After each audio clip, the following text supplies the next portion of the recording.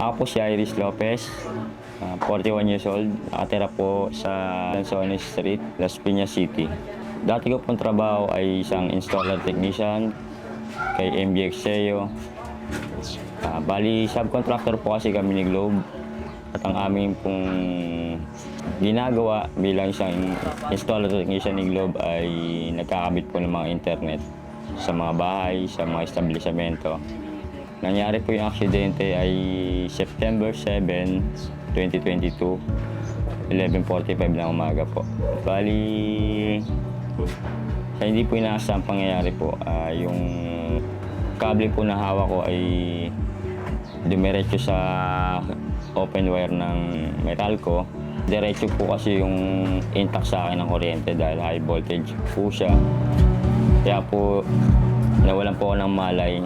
Yung pagkagising ko nga po, nakita ko na lang po na grabe na pala yung tama sa akin ng kuryente dahil high voltage nga po yung nakadali sa akin.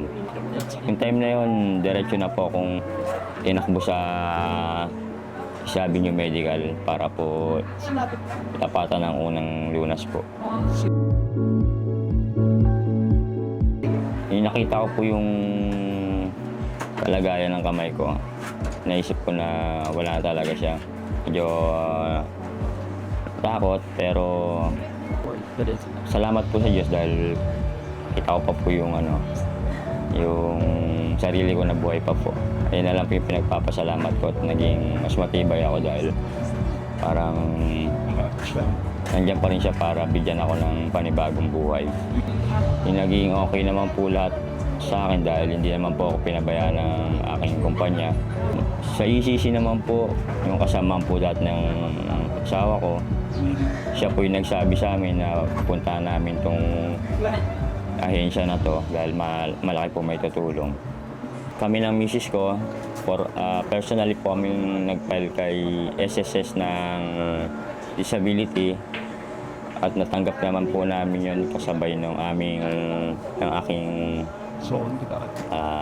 ECC, Employment Compensation Disability po. Meron din po ako nakuhang pension. Bali, yung nakapaloob po dun sa kuwang ko po ay 50 months po sa isang left arm po. Bali, nagiging monthly pension ko po ay 16,000 po, monthly po. Kasama na po siya, bali 8,000 po sa SSS, saka 8,000 din po sa ECC po. Bali, malaking tulong po talaga siya. Dagdag pa po tulong sa aming araw-araw po.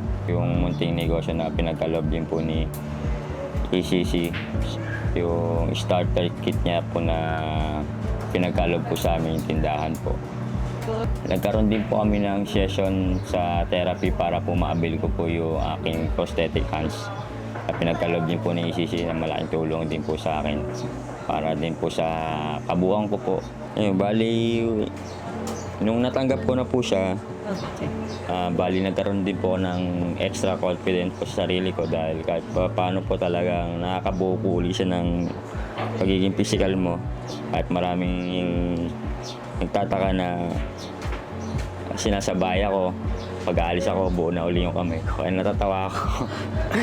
Malaking tulong po talaga siya. Ang mapapayo ko po sa mga katulad ko po na PWRD po na huwag po silang mahiyang magtanong po sa ECC kasi malaking tulong po makakuha nila doon sa ECC. At saka maging positibo lang lagi para harapin yung pagsubok ng buhay. Mensahe ko rin po sa ECC, patuloy lang po kayo sa pagtulong. Maraming salamat po dahil sa inyo. Nagkaroon po kami ng sandigan. Kami mga PWRD na nagkaroon po ng ganito po ng karanasan po at katayuan sa buhay. Nandiyan po kayo palagi. Salamat po.